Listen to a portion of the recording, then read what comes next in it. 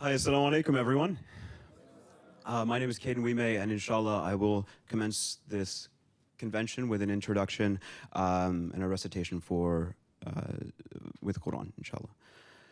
أعوذ بالله من الشيطان الرجيم بسم الله الرحمن الرحيم يا أيها الناس إنا خلقناكم من ذكر وأنثى وجعلناكم شعوبا وقبائل لتعرفوا إن أكرمكم عند الله أتقاكم إن الله عليم خبير. O humanity, indeed we created you from a male and a female. We made you into nations and tribes so that you may get to know one another. Surely the most noble of you in the sight of Allah is the most righteous among you. Allah is truly all-knowing, all-aware. Sadaqallahu al-azim. Assalamu alaikum, and welcome to our second National American Muslim Policy Conference, a community-based action research project hosted by Indiana University's Lilly School of Philanthropy. We cordially invited all of you to participate as we have our speakers here for this conference. Our event brings together elected officials, Muslim organizations, experts, community members, and leaders from across the nation to discuss our community's priorities and needs. My name is Iman Awad, and I serve as the Deputy Director at Emgage Action.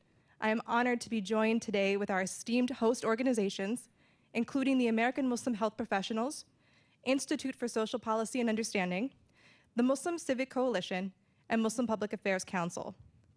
Without further ado, I would like to introduce our first panel, which will be covering the Muslim vote, elections 2024, and what is at stake. As the 2024 elections approach, it is essential to encourage Muslim civic engagement and participation to amplify our community's voice on election day. However, there is a divide within the Muslim community on how to vote, with some considering a movement to vote uncommitted. How can we guide and unify the Muslim community in making informed decisions during the upcoming elections, especially when dissatisfaction with presidential candidates and party politics, particularly concerning issues like Gaza, is prevalent? This time, I will welcome our moderator, Mohammed Gula, who is the National Organizing Director and Executive Director of Virginia at Emgage Action. Dang, I don't get a clap? Okay, yeah. Hello. All right, assalamu alaikum, everyone. Welcome. I know you guys can do better than that. I know it's a little early. Assalamu alaikum, everyone. There you go. That was actually really good for the first time. All right, Iman just took my entire introduction, and so I'm not going to re-say it. As she said, I am the National Organizing Director with Emgage. I do data, I do PAC, and I do organizing. However, this is the best panel of the day with the best experts that you will hear from regarding the Muslim vote. And so I'm going to have them actually take a few moments to introduce themselves, inshallah. We'll start with Salima. Alhamdulillah. Assalamu alaikum. Good morning, everyone. My name is Salima Saswell. I was born and raised in the Philadelphia Muslim community. I serve as president and CEO of Evolve Solutions, which is a management consulting firm, government affairs, that serves for government affairs and community engagement and policy. I also serve as a consultant for Emgage as a national senior advisor in Pennsylvania, senior advisor. I've been working with Emgage for about 3 to 4 years. I recently founded a nonprofit organization called the Black Muslim Leadership Council. The Black Muslim Leadership Council is a 501c3 organization with a C4 arm, which focuses on policy advocacy, voter mobilization, leadership development, as well as policy. I think I already said policy. I'm missing one. I'm sorry, civic education. I founded the Black Muslim Leadership Council because I recognized a need to have a dedicated platform to advance the Black American Muslim community and advocate for equity and justice. I also founded a nonprofit called the Philadelphia Ramadan and Eid Fund. I just have so much time on my hands that I'm always working. The Philadelphia Ramadan and Eid Fund is a charity that supports Muslim families in need. I also serve on the Governor's Commission for Women and the Mayor's Commission for Faith-Based and Interfaith Affairs in Philadelphia. Thank you. Assalamu alaikum, peace, and good morning. My name is Dilara Saeed. I'm a Chicago kid. And as a kid in Chicago, I grew up sometimes having the best that my city, my state, and my country had to offer, and sometimes having the worst. And that's the story of way too many Americans, where we felt both the worst and the best. In the world's richest country, in the world's most powerful country, there's no reason why all of us aren't thriving pretty much all the time. And that's what we work for civic justice, right? Growing up, I was really bullied. And you know what bullied kids often become? This is my little anecdotal data. They become police officers or teachers. I became an 8th grade US history teacher. And it was because I wanted to learn the story of us. I wanted to learn how my space in my family fit in to this incredible nation's story. And what I found too often was it didn't. My story wasn't in any of the curriculum that I was teaching. Your story wasn't in most of the curriculum I was teaching. And your story was only in there if you were a stereotypical character. And so we need to change that. The data on us as American Muslims is powerful. Our story in this nation precedes this nation. Even before this nation existed, we were here as American Muslims. And so how do we tell that story? How do we use our data? How do we make sure laws made for us are made with us? How do we make sure our public officials understand us and more look like us? And how do we make sure our data and our stories drive equity and action? That's civic justice. That's what we're here to work for. And this is the moment for American Muslims to do it. And I'm honored to be the president of the Muslim Civic Coalition in leading an amazing team and volunteers and a nation ready to do it.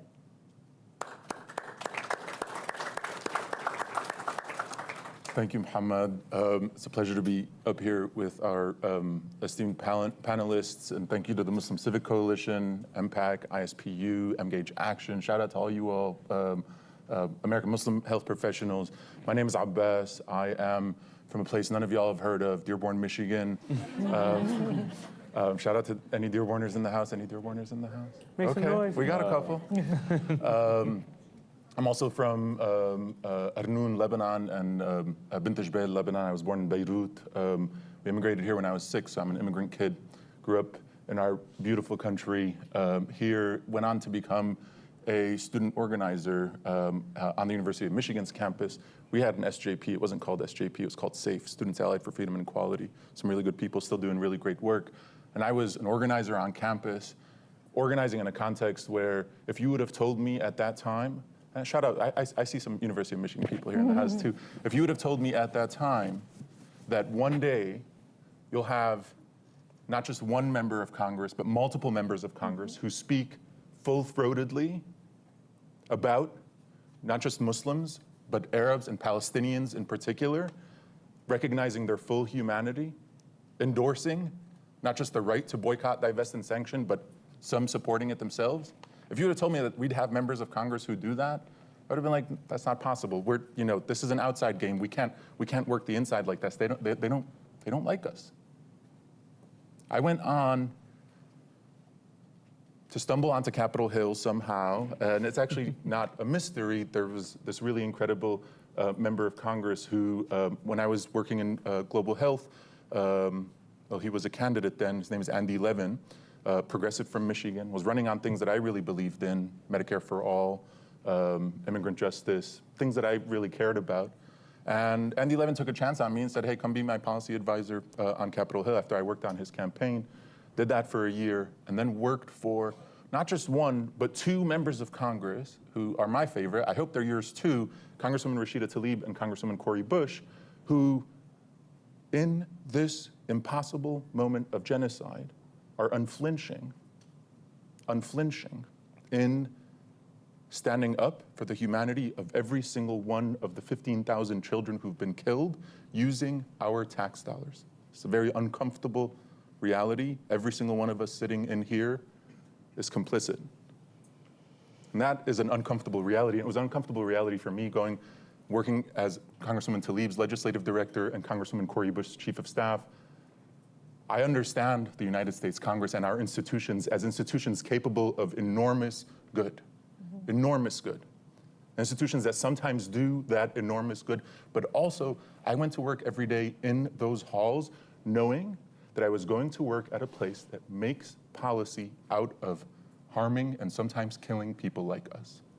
That's a very uncomfortable reality, but it was one that I came to understand as an immigrant kid, and I came to understand as a child in Lebanon in 2006, when it was US-funded Israeli bombs that were supposed to have killed me.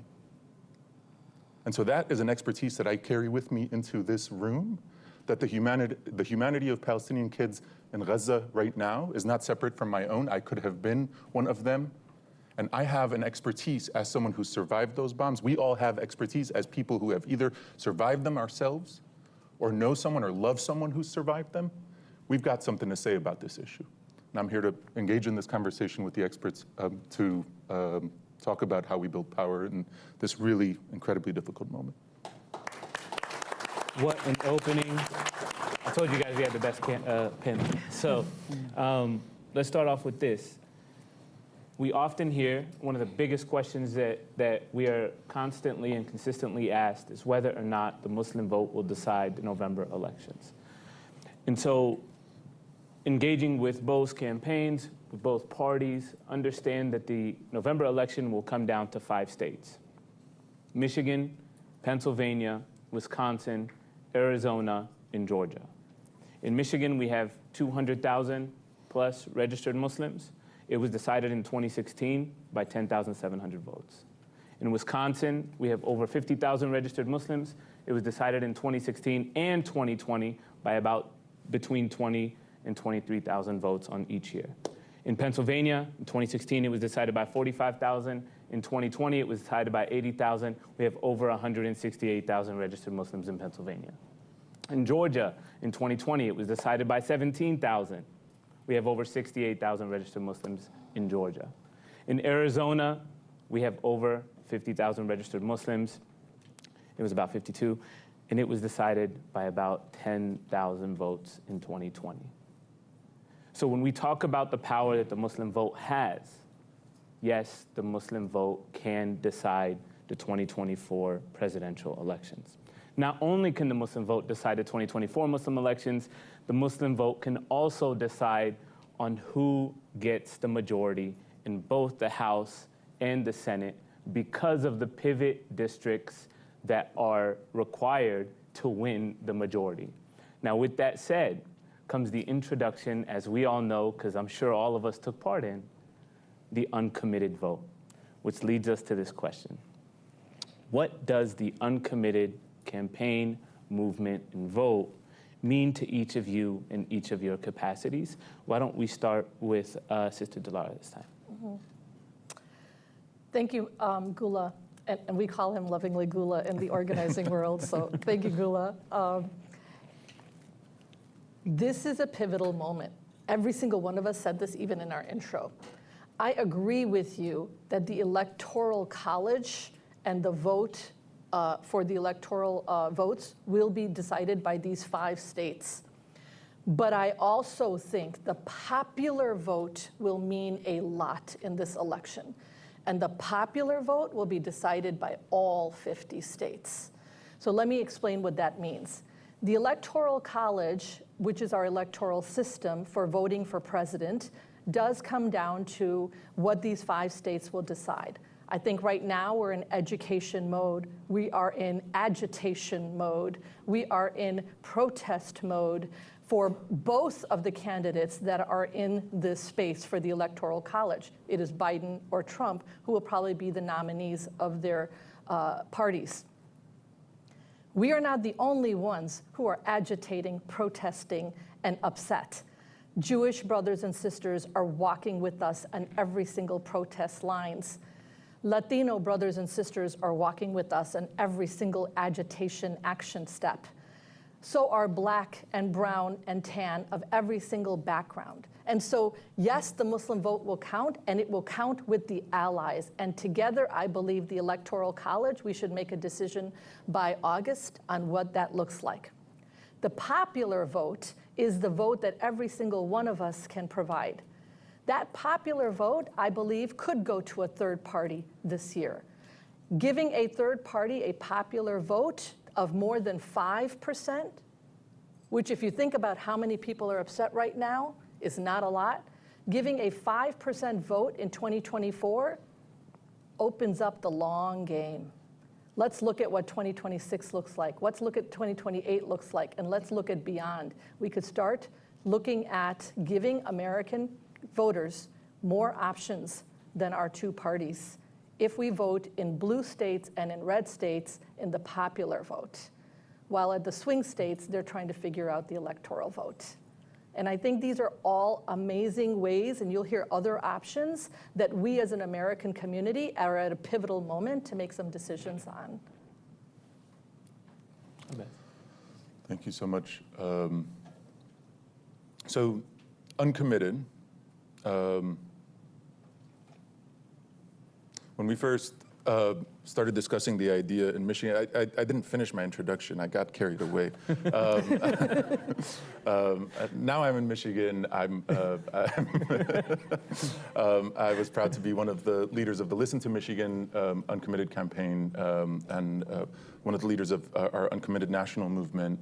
Now organizing with several different folks in Michigan, including an organization called Arab Americans for Progress, and have been really thinking about this word uncommitted, where when we first started talking about the idea and trying to pull it off in Michigan, I mean, it's just like, it's a confusing word, uncommitted. Is that something we want to be affiliated with? But there's real, and people were sort of initially casting the idea as, oh, this is just a protest vote. You know, why would you do that? And in a moment of genocide, there's dignity in protest. We, in Michigan, delivered over 100,000 votes for uncommitted after running a campaign that was specific and targeted and claimed an option on the ballot that said uncommitted and said, if you are pro-peace, you vote uncommitted. If you're anti-war, if you're anti-genocide, you vote uncommitted. If you want something different from our president, you vote uncommitted. And that resonated with people. It didn't just resonate with Muslims, by the way. In 75 out of 85 counties in Michigan, we earned over 10% of the vote for uncommitted, for peace, against war. Let me tell you, maybe some of you haven't been to certain parts of Michigan. If you go to some of those 75 out of 85 counties, if I went there, if we went there, the Muslim population would go up by like 8,000%, right? Like, this isn't something that we are alone in. When we take our message to our neighbors, to our friends, and tell them that this is our responsibility, that as we are talking about the needs here at home, needs around people who are unhoused and people who are under-resourced and underinsured or uninsured, people who need access to the things that are necessary for us to live dignified lives, that our people here are being denied that as we're sending billions and billions and billions and billions more dollars to Netanyahu for his most disgusting genocidal instincts. That's something that resonates with people. And so what the Uncommitted campaign gave us was, in a moment when, quite honestly, both the Republican Party and the Democratic Party have not been organizing our community because they don't know how to talk to our community like we do, because the post 9/11 and you know, predating 9/11, the stereotypes about our community as difficult or simply angry or not willing to engage in the political process, those stereotypes are already there. And in a place like Michigan, I'll tell you, one of our biggest political issues before Uncommitted emerged as a vehicle for keeping people engaged, giving them something to vote for when President Biden was failing to do that. If you would have talked to most of my loved ones, relatives, et cetera, in Michigan, one of the biggest issues, political issues, was not something that actually builds our political power. It was a distraction designed to turn us against each other.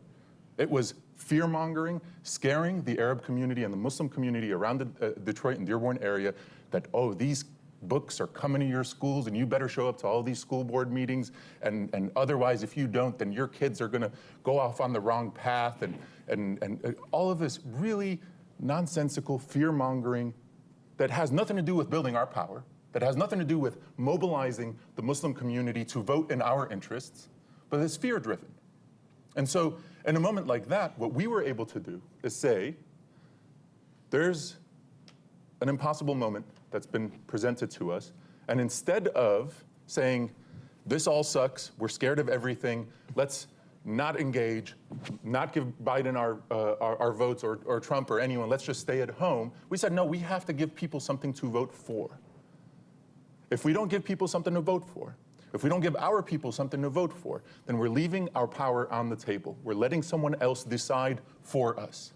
Now, the question is very difficult right now, but our power didn't just stop growing in Michigan. We've had well over 500,000 votes specifically for Uncommitted across the country, with organizers across the country running their campaigns incredibly well, keeping up the protest vote.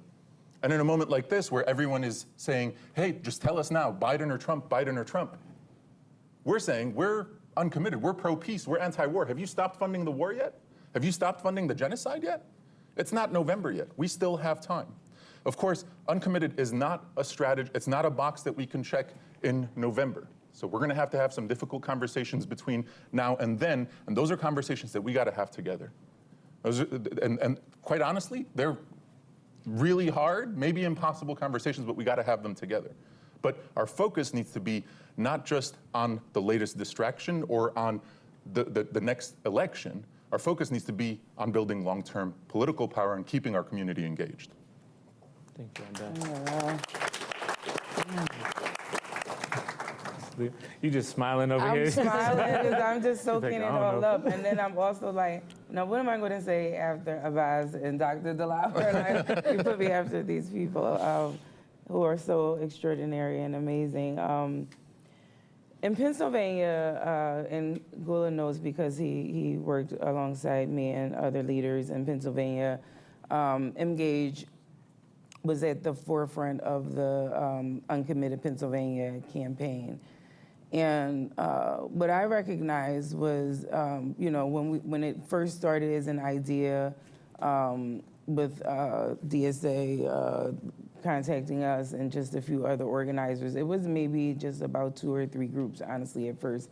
It ended up being 50 different organizations that were a part of the coalition, over 90 volunteers, over 400K calls were made, I think over 20K doors were knocked. Everyone just became more and more engaged, enthusiastic, and invigorated.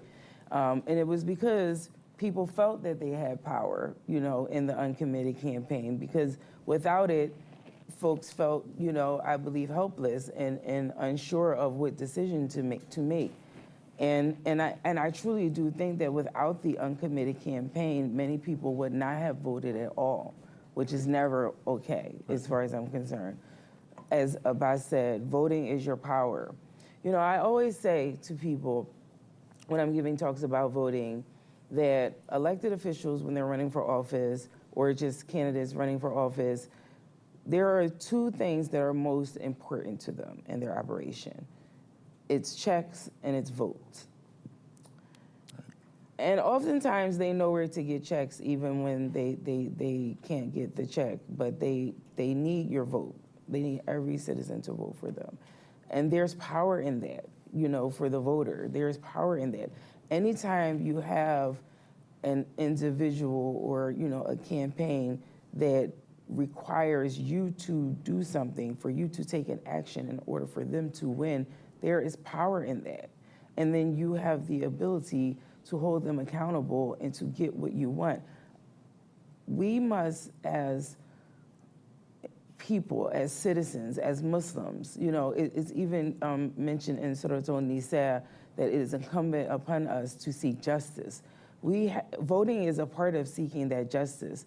And so we have to know that being a part of the process is very, very important as it relates to accomplishing and achieving and advancing the needs of our families and our communities. And so the Uncommitted campaign for me was powerful. It was, you know, something that gave us the ability to have our voices heard. We participated in the election, but we also protested and said, you're not going to get our vote, but we're going to vote. I think that that scared some folks.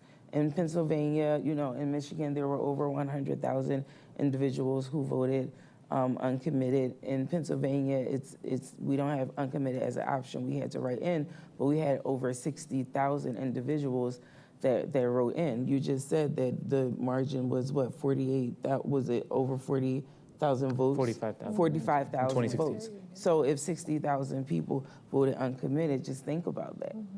I do think that, again, like Abbas said, there are some serious conversations that need to be had going into the general. I don't think that uncommitted works for the general. I think that we're going to have to make a decision. And I actually think that those conversations need to start happening now. But I do think that the uncommitted campaigns across the nation gave us a great pathway to demand the justice that we seek as a community.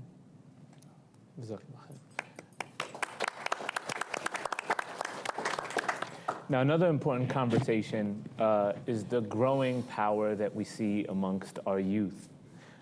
Just a quick data point, in 2016 or before 2016, the Muslim electorate in many of these states that I had initially shared was actually made up of about 9% of youth, and how I would define youth is anywhere between 18 and 34 years old. Now, that same number is actually made up of 33% of the Muslim electorate. And so we're seeing this number of Muslim youth that are also registering. Now, whether or not they're turning out is a completely different question. But another demographic that's equally as important, if not important especially to the campaigns, are Black voters. Now, with that being said, knowing that both campaigns are targeting young and Black voters, considering the importance of the Black vote, especially in states like Michigan, more specifically in Detroit, Philadelphia and PA, and in Atlanta and Georgia, what are we doing in your capacities? What are you doing to organize both communities in your capacities? Let's start with this thing. Okay. Just because you're closer to me. Alhamdulillah. In terms of the youth, we've been reaching out to, in Pennsylvania, we've been reaching out to the leaders of encampments at University of Penn, Drexel University, Temple. They have a pretty prominent encampment. We actually just this week received some communication from their leadership. And what I am doing now is advising these leaders on, they want to be more politically involved. And I think what you're going to see is that some of the encampments, I know the encampments in the tri-state area are looking forward to mobilizing for the election, endorsing potentially in the election. There's talk of C4s being created. These young people are so inspiring, and it's so great to see, because I am always thinking about succession planning, because I didn't see a lot of it in my community, you know, and in my generation.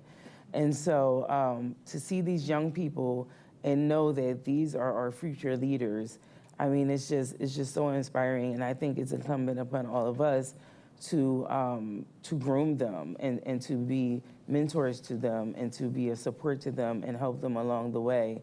But I think that you're going to hear the encampments. It's beyond the actual encampments at this point. It's becoming more of a political movement, and I think you'll see a lot more out of these young people. In terms of the Black community,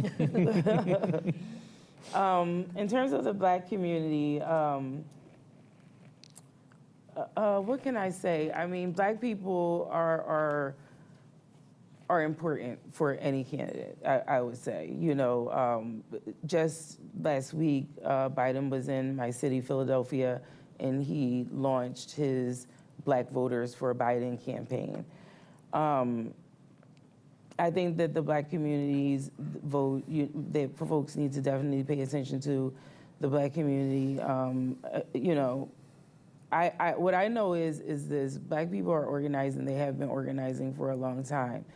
What is happening in Gaza right now is deeply impactful upon the Black community. Why? Because our history is that our ancestors suffered 400 years of genocide. And so this resonates with us. We can identify with what this suffering is right now. We can identify with this dehumanization, with apartheid, occupation, and all of the things that are taking place right now. Even, I would even go as far back as to the history of some of our most admired freedom fighters like Malcolm X and Martin Luther King and Shirley Chisholm, Angela Davis. These people all spoke out about the need for Palestinian liberation. And so this is a part of our history. This is something that is deeply, we're deeply connected to the pain and suffering of the Palestinian people. And so we stand in solidarity and we want to see change. What I would say along with that is, while we are advocating for foreign policy, we have to also remember that there are domestic policy issues that are very, very important, that are impacting Black Muslims and Muslims in urban communities, whether they be African immigrants, Caribbean, Latino. We have to remember that the largest proportion of American Muslims are actually African American. And our history dates back to the transatlantic slave trade, when Muslims came here on ships, Black Muslims who were worshipers of Al-Islam. And so we have a deep history, and our people are still suffering the repercussions of that genocide that I spoke about. Mm-hmm. And so some of the things that are important in my community in Philadelphia is gun violence. Some of you might have read that on Eid in April, on Eid al-Fitr, at an Eid al-Fitr celebration, there was a mass shooting and 3 people were shot. It was mayhem, it was traumatizing. We're still dealing with the aftermath of it. And it's real that young Muslim youth are at times either victims or in some way involved in this gun violence and in this senseless violence that's taking place. But then you also have to talk about the poor education system and the disparities in healthcare, I think that you mentioned. The need for better economic opportunity. I mean, the list goes on and on. So I do think that that we're remiss in not speaking up about domestic policy issues that are impacting so many Muslims in urban communities and beyond. Thank you so much. I'm just going to notate here, we have about 15 minutes left, and I do want to open it up for questions. And just as a reminder, we will have volunteers who will be walking around with note cards. So if you guys do have any questions that you want to ask, please just have a note card, inshallah, and then we'll come back to it. Please, Dilar. The youth and the Black vote, right? I don't know about you, but every time I turn on the news, I am watching youth leaders. I'm watching them in encampments. I'm watching them as spokespeople for our communities, for their universities, and for other spaces. I am seeing them everywhere. So are we engaging the youth? no, the youth is leading us. The youth are leading us. We're getting our pointers from some of the organizing that the youth is doing. Where are the youth?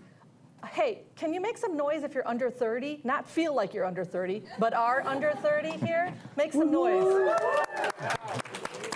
They're here. They're out there. They're everywhere. You are leading us.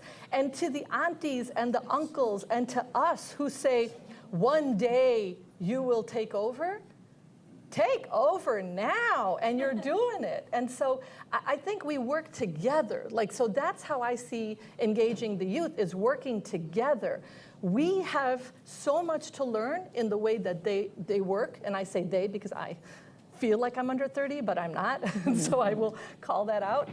But in the way they work, in the organizations they are building, in the ways they are engaging with each other, in ways that we are learning from them. So we need that power, that agitation, and that activism, and that mobilizing to become long-term organizing and voter building. And that's what this summer is going to be about, is taking all that mobilizing and turning it into voter power and long-term organizing from the youth. And I'm excited to work with them in this space. I'm excited, our own, at the Muslim Civic Coalition, shout out to our amazing interns and fellows, have, just watching them over the last few semesters at school, for those who are in school, and for the new ones that have come on for the summer, just really excited about it. For the African American vote, and I will be specific and not just say the black vote, but there is an African American vote and there is an African immigrant vote. And for the African American vote, we are learners. We are learners. In Chicago, we have an organization founded by one of the men who stood on the balcony as Martin Luther King Jr. was shot, Reverend Jesse Jackson. Rainbow Push led one of the largest and first summits for Gaza in January 2024. So our allies in the Black community, we are learning from them, and we have been learning organizing from them. I call Salima, and we talk.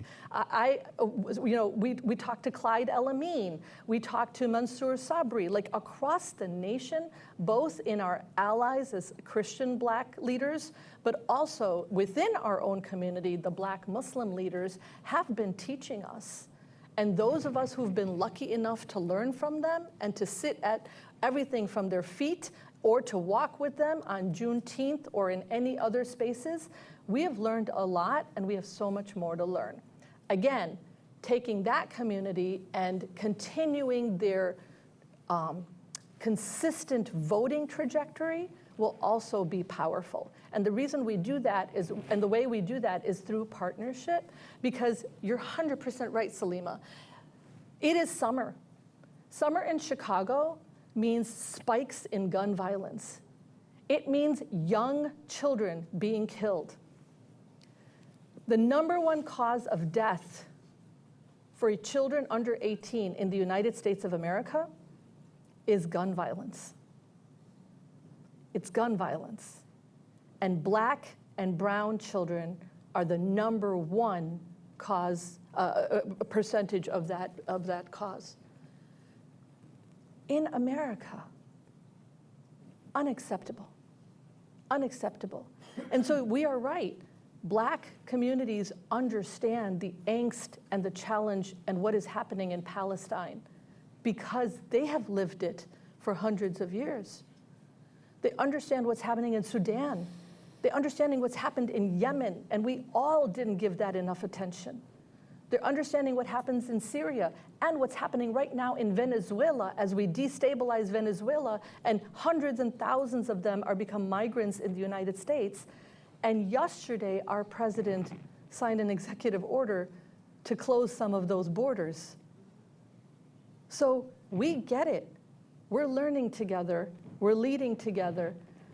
And November is going to be really important for us to show that we have voter power together.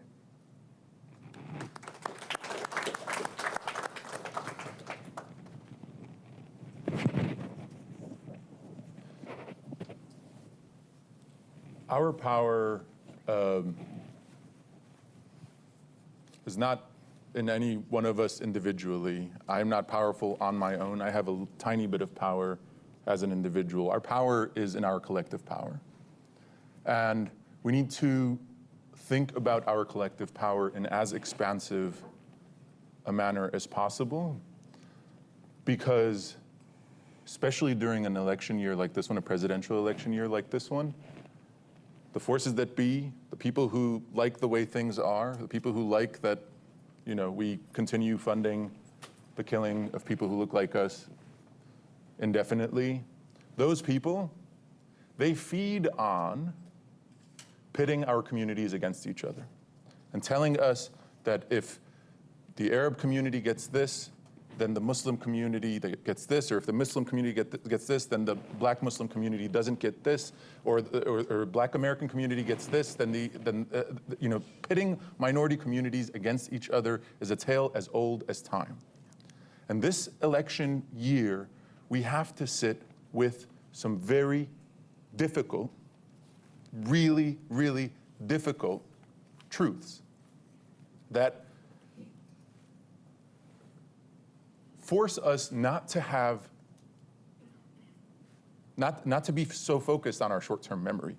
If you will recall, there was a mass uprising in our country in 2020, led by Black organizers who were telling us, who were pleading with every single person in our country, saying,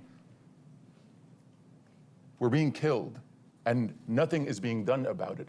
And here we are years later. You know what the highest year on record for police killings ever was? Last year, 2023. You know what the highest year, the second highest year? The year before that. You know what was the third highest year? The year before that. The problem has not stopped. And the idea that militarized violence, whether it's in Gaza or whether it's against our students here who are in campus, or whether it's against Black youth all across our country, like Mike Brown and Trayvon Martin and all of and Sandra Bland and all of the Black youth who we know, whose names we know, continue to be killed by police. If we think that it's okay to say, okay, well, we're just going to focus on the foreign policy piece of this and not focus on the domestic policy issues and vice versa, it's a losing game. And so this year, people are weighing a lot of different things. And if there are people, for example, in our Black community who say, hey, I'm weighing a lot of different things, I'm voting for Biden this year, it's incumbent upon us as Muslims, the majority of us, by the way, as Salima pointed out, are Black American, it's incumbent upon us not to shun those people or say, you're a genocidal supporter and the genocide is on you and all of that stuff. Guess what? Every single one of us is complicit in the genocide. We all pay taxes here. Okay, this is bigger than just any one individual voter. We're talking about collective power here. It's also incumbent upon us to, if there's someone in our community who is really struggling with it and saying, hey, President Biden funded the genocide and so I'm voting for Trump now, we can't give up on that person. We can't say, oh no, how dare you, you want the Muslim ban to come back, all that stuff. No, we gotta have these difficult conversations. And I think it's incumbent upon us as leaders, ahead of November to talk about how dangerous, we know how dangerous it is that President Biden is continuing to fund Netanyahu's genocide, but also how dangerous it is that Donald Trump and the white supremacists that surround him, including his son-in-law, who are fantasizing actively about colonizing Gaza Beach and displacing Palestinians permanently and building million and billion-dollar whatever condos over there. Our community needs to hear that this isn't just about this moment. We have to tell the truth about Donald Trump. We have to tell the truth about the fact that there is not a single federal elected representative or senator on the Republican side that has called for a ceasefire, not one. And the idea that we will have a better chance at stopping occupation or apartheid or genocide under Donald Trump is fantasy. It's fantasy. So we're going to have some very difficult conversations. We're going to have to hold each other's pain. People are organizing and voting through their pain, and we can't write each other off. 100%. You guys pretty just went into, so all of these questions were for that answer, but I'm gonna open up. And our third question was for that answer as well. So I'm glad that everyone here is thinking about the same thing. So some of these questions were about the third party. You mentioned the populist vote. It was also revolved around, like, what would you recommend? And I'm really gonna open it up here. Actually, let me read a couple of them in the sense that, just so that, because there's a specific thing that some folks were saying about Dr. Sayed.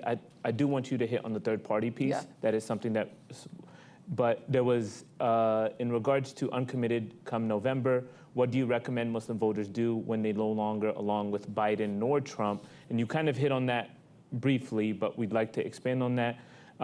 It also, there was also a question, now I'm trying to find it, about how are we bringing different ideologies and different perspectives, and you did kind of hit on that about giving each other grace. How are we uniting as a community in a vote under a voter block this November when both options, or even when, as mentioned, you're saying that the third party option is an option, and as I mentioned, we'd love to hear more about that. But if people are considering that it isn't really an option, and there might be a protest vote, and what does that look like? So I really want to open it up, because that's what all of these questions are for, is November, like when that comes, based on your experience, based on your expertise, based on your conversations that you're having in your calculus, where do you feel like that lands, or what advice would you give?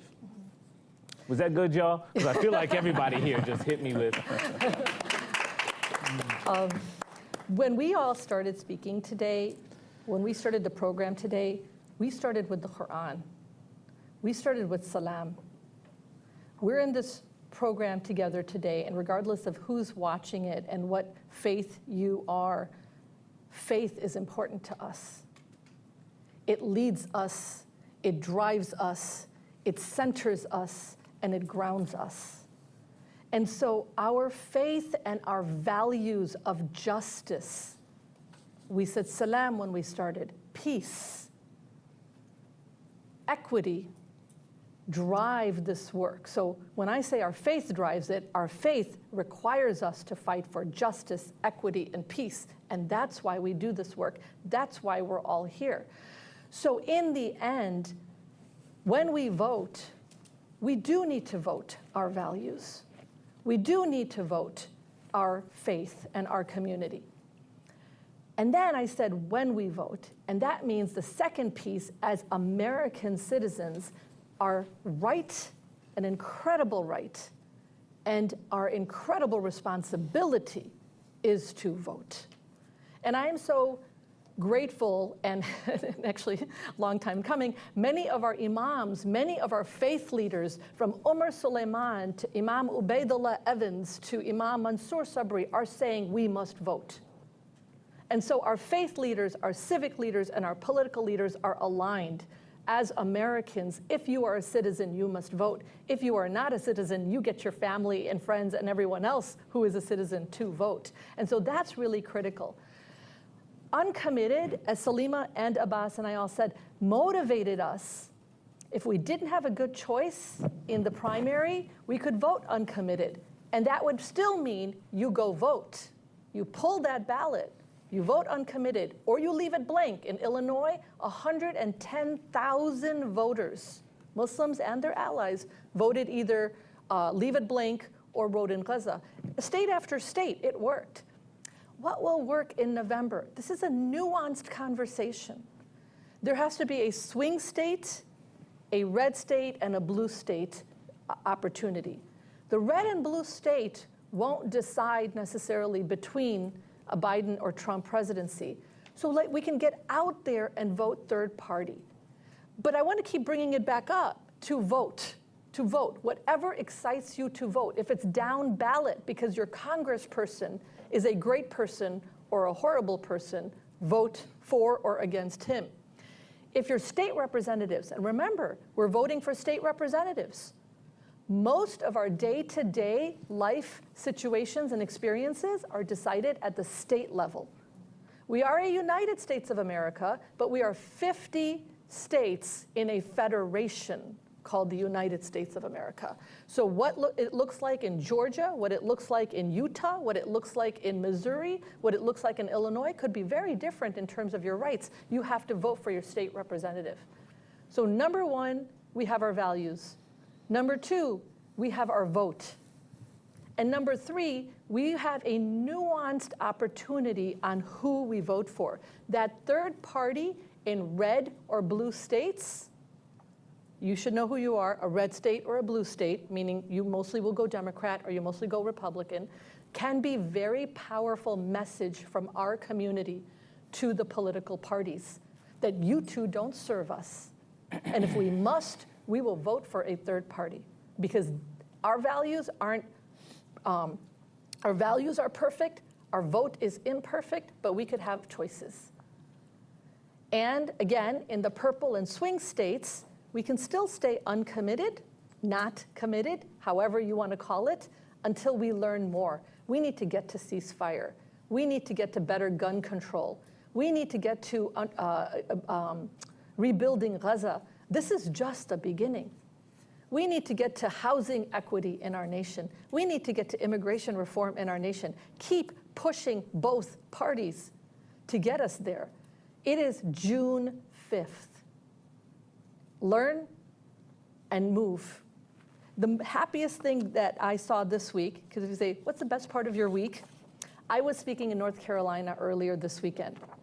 I walked in and somebody about age 21 said, ma'am, are you registered to vote? And handed me a registration form for North Carolina. One of these exists in every single state. North Carolina's looks like this. Illinois' look like this. Every time I go into a different state to speak, I ask to see their voter registration cards. That's what we should all be doing right now. Learning and educating about the candidates, but number one, getting our communities registered and ready to vote.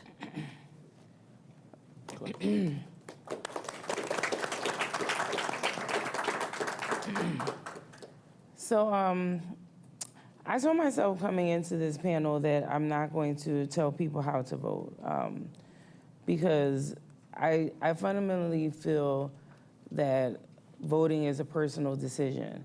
And I think that what I would like for everyone to do is to do the work, research these candidates, all of them, because the local races, the state house races, the congressional races, these people are the ones that are establishing the policy that controls our lives every day. In terms of the presidential race, you have to, what we do when we're measuring candidates is we have a scorecard and we look at viability. We look at what they've done for Muslims or for, the black community if you're black, or the Muslim American community as a whole. We look at all these different things. What is their history? What is their background? What is their track record? What will our experience be as Americans if they are voted into office? These are all the things that you're supposed to be looking at when you're making a decision about who you want to vote for. I would not be, I think that I have a responsibility to say this. Encouraging people to vote third party and saying that this is something that is powerful. I'm not going to say whether you should do it or not. Again, I think you should vote based upon your values, what's best for your community, what's best for your family. But I do want to make this point clear. If you vote for a third party, especially in a major swing state in this election, and you are a Democrat, this is helping Trump, period. So it might, you said something earlier about fantasizing. You might think you're doing something or, rah-rah, but at the end of the day, you are helping Trump. And so I want you to know that and be comfortable with that if that is your decision to do that, stand on that. But know that you are not only abstaining if you're uncommitted in the general, if you're third party. We know that this is what it is. You're helping Trump win.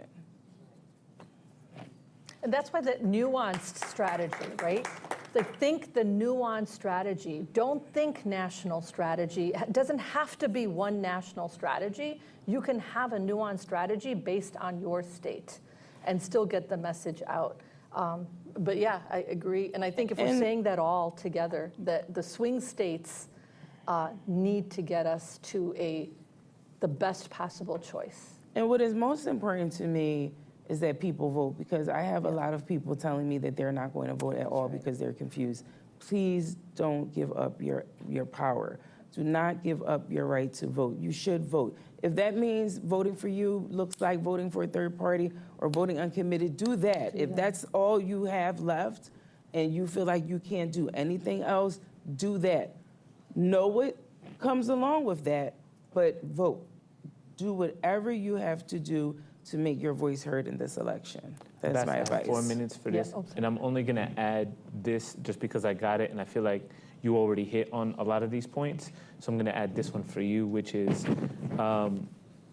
again, the question is, there is much to talk about voting, whether it's uncommitted, third party. The question is, why is it so hard to make this choice? Like, they want you to just straight up say, why is it so hard to make this choice? Shouldn't we all just agree to make the choice as a voter block? And shouldn't all our votes kind of be in like one basket, which is like a voter block? And we're just wondering why we don't just make the choice and why it's so difficult for us to make this choice. So for us, the calculus is very easy for us because we're in the space. But for the common person, let's say in Ohio or in Michigan, or they're like, well, why is it so difficult for all of us to just get behind someone? I trust, for example, folks may trust what you're going to say. So if you just say, hey, no, today we're going to vote for Biden. We're not going to vote for Trump, and this is why. Or we're going to vote for Trump. We're not going to vote for Biden. This is why. As organizers and as experts, why is that choice so difficult?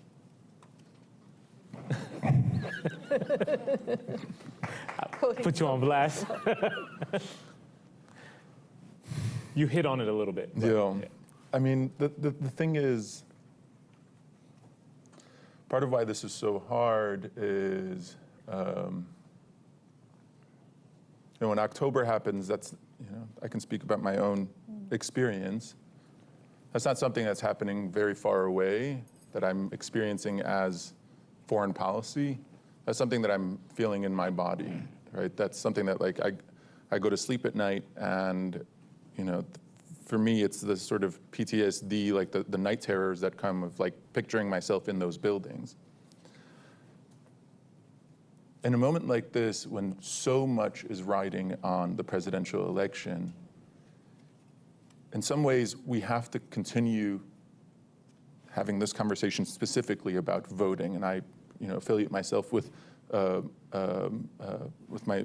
my sister's comments here about the essential nature of voting. In other ways, we also can't take our eye off of one of our most urgent priorities is there's a kid in Gaza right now whose life could be saved if there were a ceasefire, if our government stopped sending 2,000-pound bombs and all the other murderous machinery that our government is sending there.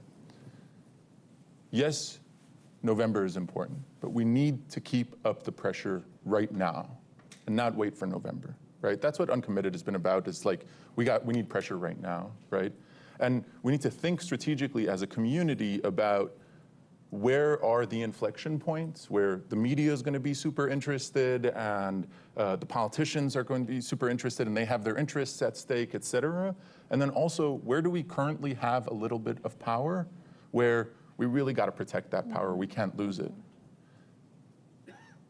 I know two really good answers to that. Their names are Cori Bush and Jamal Bowman. They have really important elections coming up.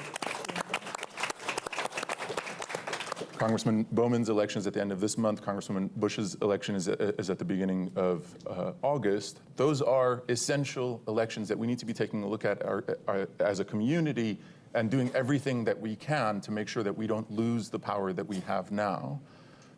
There also happens to be a really important convention coming up. One of the things I forgot to mention in our introductions is I am our movement earned uncommitted delegates. I was elected an uncommitted delegate from Michigan. I'm one of two. We've got Rima Muhammad, who's also an uncommitted delegate. So we have not a whole lot, right? We didn't set out to earn delegates, but we have a few delegates who are going to be at the convention. The Democratic National Convention is going to be a really important organizing moment for our community. There will be protests, there will be gatherings, there will be, whatever it is that you feel comfortable participating in. If you can go to Chicago, go to Chicago. As uncommitted, we will host you. Come to Chicago. We will find a place for you, and you will stay with us, and we will do this together. And it's an important organizing moment for us to keep up the pressure to not lose sight of the responsibility that we have to that kid in Gaza whose life could be saved if there were a ceasefire right now, if our government stopped sending weapons now. And so, yes, we got to have the conversation about November. And let's keep having the conversation, but also not lose sight of the fact that the bombs continue to fall, and we can't give up on the idea that we can stop them before November.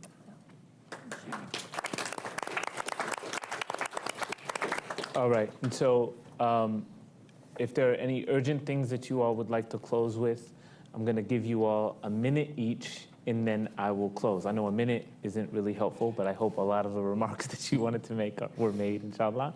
So I'll give you guys a minute each to close, because I would love for you guys to leave our audience with some speckles of hope. I'll start. First of all, I want to thank all of you for being here, because it shows that you are engaged and that you're ready to do the work. I just want to leave you with something very simple. A huge part of democracy is leveraging your power to get the most out of government on behalf of your family and the community that you serve. And so think about that as you consider who to vote for in all of these races, and just do the research. Organizations like Emgage, Black Muslim Leadership Council, Muslim Civic Coalition, we're here to help guide you and support you with resources, and just stay engaged, inshallah. Thank you. Assalamu alaikum.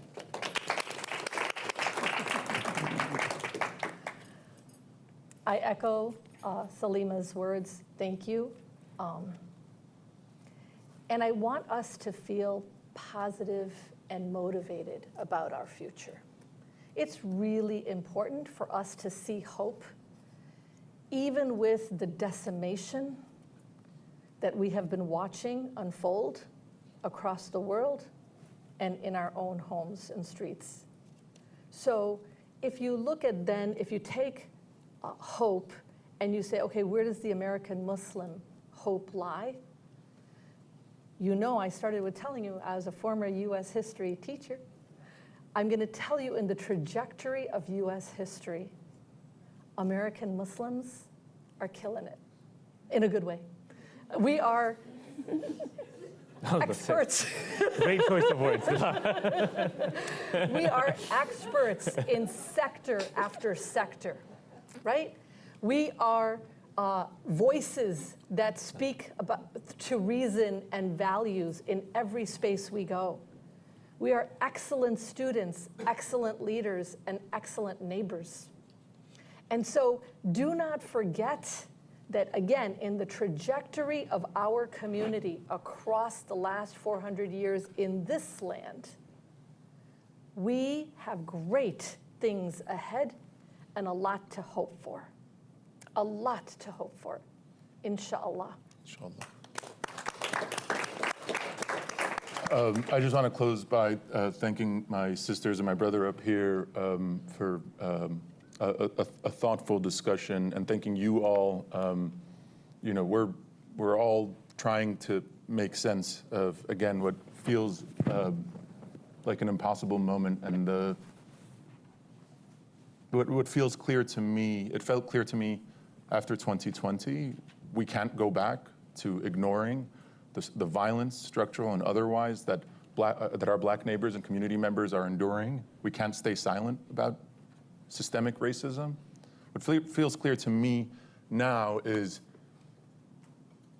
we have to have an eye towards our collective power and how we build our power and not undermine our power. And part of how we do that is we know as Muslims there are certain pressures, and certainly we felt them before the start of the genocide, and certainly we will continue to feel them, but there have been certain pressures when we show up in political or organizing spaces or otherwise, or professional spaces, to just leave Palestine at the door. It's too controversial. This moment of genocide tells us that we can't just talk about Palestine as a rapid response situation. Something fundamental has to shift.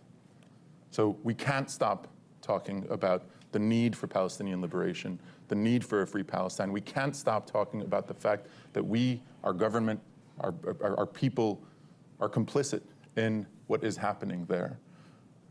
And we can't disconnect that work from a broader need in our country, and this is my personal view, for an anti-war movement that encourages our country to divest from killing and invest in life.